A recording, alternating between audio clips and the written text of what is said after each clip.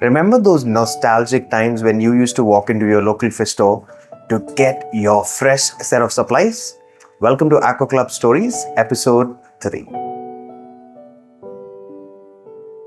Talking about that nostalgic time when you walked into your local fish store with your dad, your mom, and probably your siblings, and you were very excited. That's the same excitement I used to show when I got my first tank. I got my first tank, the base layer, the filter, and my light. Then I started setting up my aquarium, making sure every single detail that I researched was spot on. Only and only to sit back and foresee how my tank would look. And then I used to introduce my fishes immediately once that was done. With the water being cloudy, my hardscape not being in the right place, I did not care enough. I just wanted the tank to take over and my fishes to thrive. And then the next morning I woke up to find my fishes unalive. That's when, with a lot of more research, I understood there is a process. Now what I do, I walk into my local fish store with the same enthusiasm, pick up my plants, my hardscape, the substrate, come home, set everything up. And then I flood the tank with water, allow my filters to do its job. I make sure that I patiently wait the process out, where the beneficial bacteria takes over by colonizing into my filter and making the aquarium healthy for my fishes. The entire process of me doing this lasts about 40 to 45 days approximately. Now after 45 days, I check all my parameters. Once my parameters are right, that's when I introduce my fishes. Once they're introduced into the tank, I observe them. And after a lot of observation, I understand that everything's working perfectly fine. And then I go take a good night's rest. The next day when I wake up to find my fish, I see them all colored up and vibrant.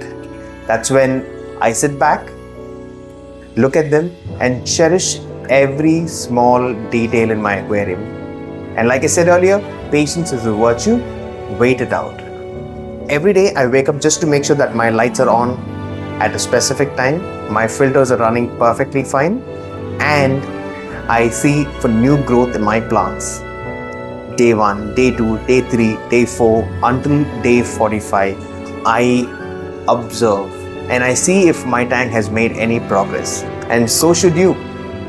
Now while your tank is making progress, make sure that you do your water changes, because at this time your tank is not balanced enough.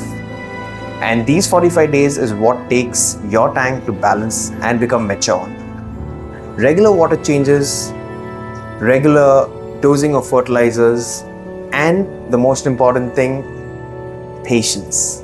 Now that you've got everything figured out, when it comes to your tank, your light and your filter, you flood your entire tank with water and you switch on your filtration. The filtration starts to take place, and this is where the magic begins. The biomedia in your filter starts to slowly establish from day 1 to day 7. They start with a strong foundation, after which from day 7 to day 14, they start to establish better, and you'll start to see changes in your tank. The beneficial bacteria starts to colonize stronger and they start to thrive better in your aquarium. And then from day 14 to 21 is when you can start to see your tank stabilizing into a mature tank. And from day 21 until day 45, the tank is just making sure that it's stable enough and not dropping any parameters. Now once that's done, the most important thing comes in: adding your fish to your newly established tank. Now a lot of times you would have heard your friends say, "Hey dude, have you cleansed your filter?" And you say, "Yeah." But have you cleansed your filter the right way is the question that I want to ask you today. Cleaning your filter is as simple as opening a pea in a pod. First thing, drain out your aquarium water from your aquarium and then take out the filter and the biomedia in it and give them a gentle rinse in the same mature tank water that you just siphoned out. After which you put them back into your filter and your filter starts its magic in the tank again. Do not make this mistake of washing your biomedia in new water. That defeats the whole purpose of you creating a colony of beneficial bacteria in your aquarium. The beneficial bacteria has to start colonizing again. So to avoid that, make sure that you use your old aquarium water that you just siphoned to give it a gentle rinse and you're all good to go. A couple of minutes back, I spoke to you about biomedia. What is biomedia? Biomedia are these porous substances that you put into your filter that helps your beneficial bacteria colonize. Now, there are different available biomedias in the market. Make sure that you select the most comfortable biomedia for your filter. Now, after that is done, I will also give you a quick tip on how you can speeden up this process. We have international players in the market who help your tank cycle faster. Shortcuts. You can cycle your tank faster by using products like these that instantaneously helps the beneficial bacteria colonize better and speeden up your tank's cycling process.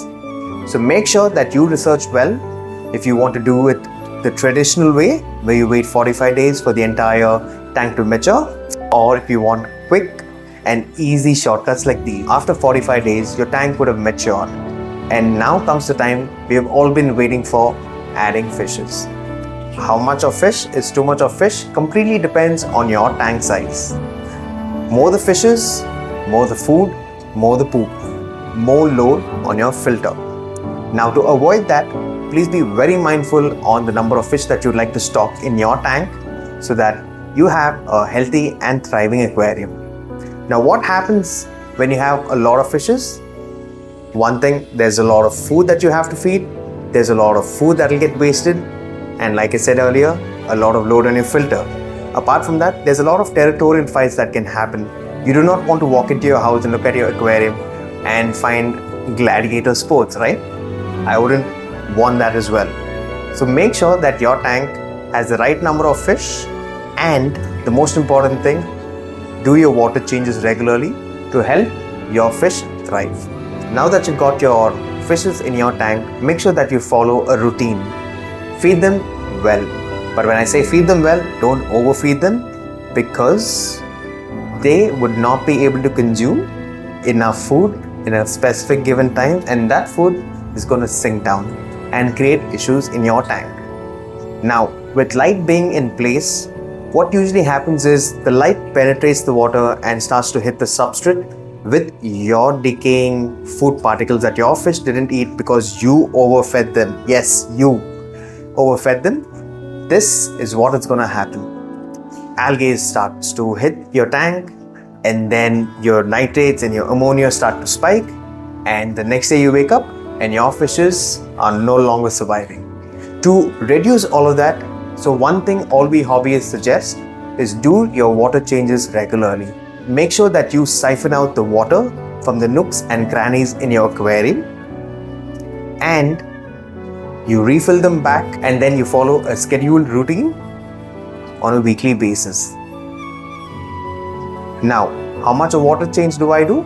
Start with 30%, and it all depends on how bad the tank needs a water change.